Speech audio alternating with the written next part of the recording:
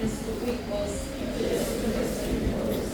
Ngiyabingelela abazalwane egameni elihle elingcwele lenkosi yethu Jesu Kristu. Ngiyabingelela umpostoli Nsibande noma umpostoli Nsibande, abafundisi bonke abakhona, omama nobaba. Ngiyabingelela abantu abasha abancane, nonke nje abazalwane ngiyabingelela egameni elinamandla lenkosi yethu Jesu. Jesu Kristu uyinkosi. Ngiyacela nje bazalwane ukuba siphakameni sidumiseni ebese siyavula inkonzo yethu ngokukhululeka egameni likaJesu. Sidumule nje kunamba 159 egameni likaJesu. Dela bonke, dela manje,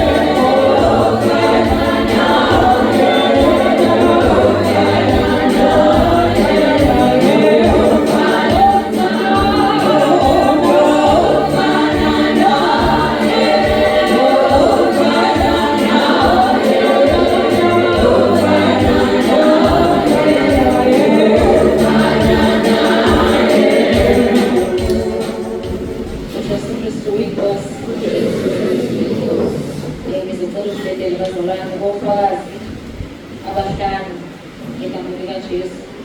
Ingane uzothatha imizuzu emihlanu egameni likaJesu. Ngicela ukuthi uma ngabe umfakazi esemila esethatha indawo ame nje aqondane nalokho egameni likaJesu. Kube nje phambi kwakhe njengoba nami ngimile kanje.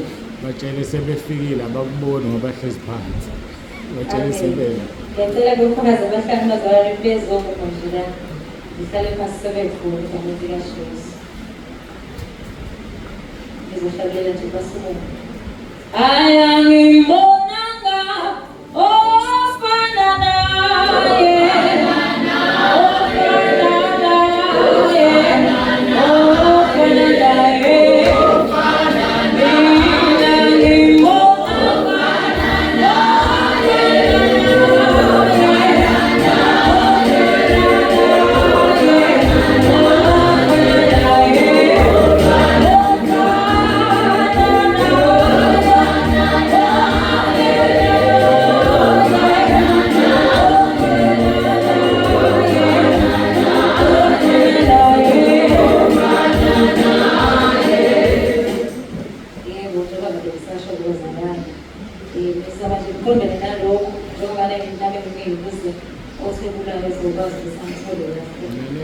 Ebese umuntu uyazethula akazisho ukuthi ubani wakabani uqhamuka kuphi aphakamise ikhambo lakhe angaweki 5 minutes uJesu Kristu inkosi.